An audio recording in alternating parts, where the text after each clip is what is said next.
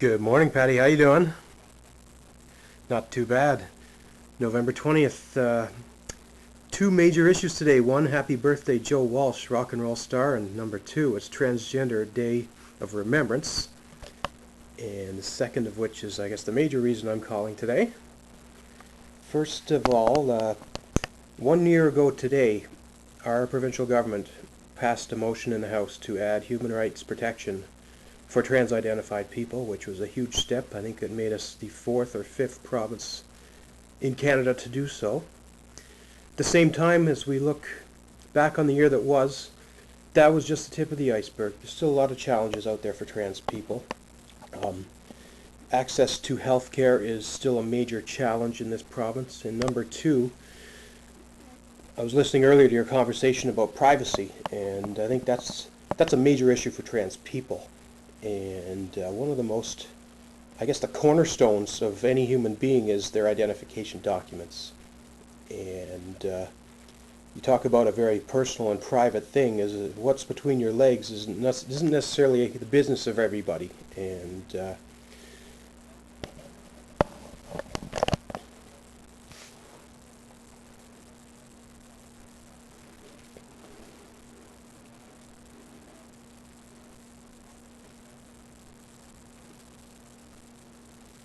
yeah, well, I think the real issue here is that there seems to be a dichotomy between the word transgender and transsexual.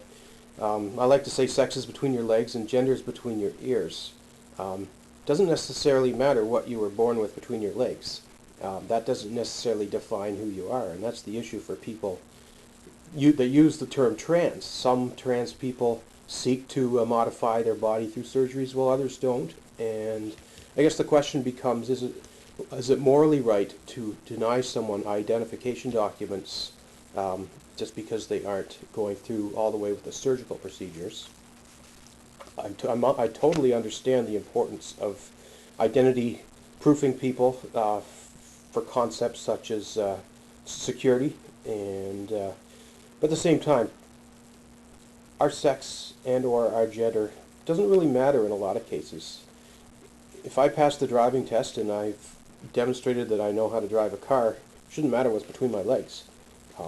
But when you apply for a job, you want to rent a car, you want to go to an airport, you want to get government services, the first thing they're going to do is ask to see ID. And for a lot of trans people, they are unnecessarily being outed as trans when it probably shouldn't have to happen. And we've seen movements in other provinces. Ontario and Alberta have amended their legislation. Right now, the Newfoundland legislation in our Vital Statistics Act basically says you must have genital surgery performed in order for the government to recognize not just a sex change, but your, quote, gender identity. And human rights cases have taken place in Ontario where trans people who are, for whatever reason, are not having surgeries, fought and successfully won a judgment that this is considered a discrimination issue, it's a privacy risk, and perhaps a safety risk as well. So I guess what I'm looking for is, I reached out to the Minister of Service Newfoundland Labrador a few months back, said why don't we try to work on a solution proactively rather than, it's a shame to have to drag people into court or a human rights tribunal every time you need change.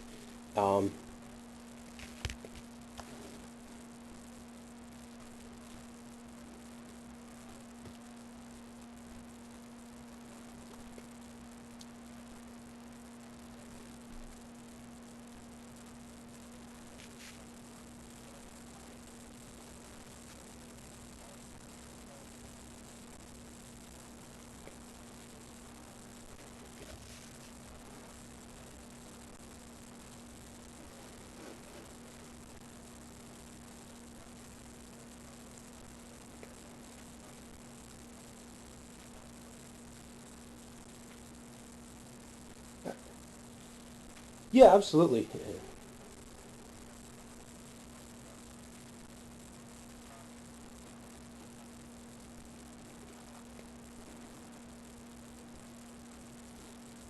Absolutely, and I guess ultimately it's all about keeping the dialogue going. finding a careful balance between celebrating the successes as well as recognizing that there's still more work to be done. And I see a lot of, it's great, government is putting out press releases recognizing the trans community today, and everyone wants to give themselves a pat on the back, and perhaps they should. At the same time, there's people like me out here saying we still have work to do, and let's not forget that. And communication is education, and that's why I'm calling in today, and that's why trans activists all over the world are putting out press releases and holding public events today.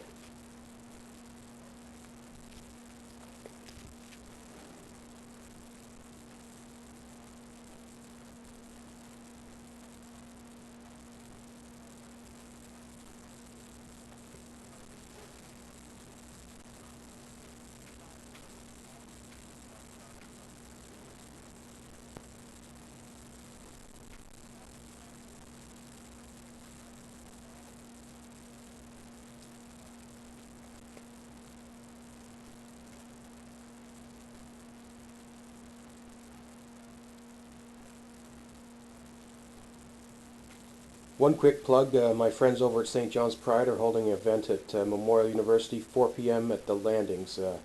Check it out if you can. Thanks so much. Bye. Yeah, that was a pretty good chat. I got to figure out how to get the speaker going so you can hear what he had to say. That was Paddy Daly, VOCM. Today, of course, is November 20th, 2014, and that was a chat about transgender issues. On this today, the Transgender Day of Remembrance. I guess it's the 17th annual Transgender Day of Remembrance. Yeah. Thanks for watching, everyone. Jennifer McCreath.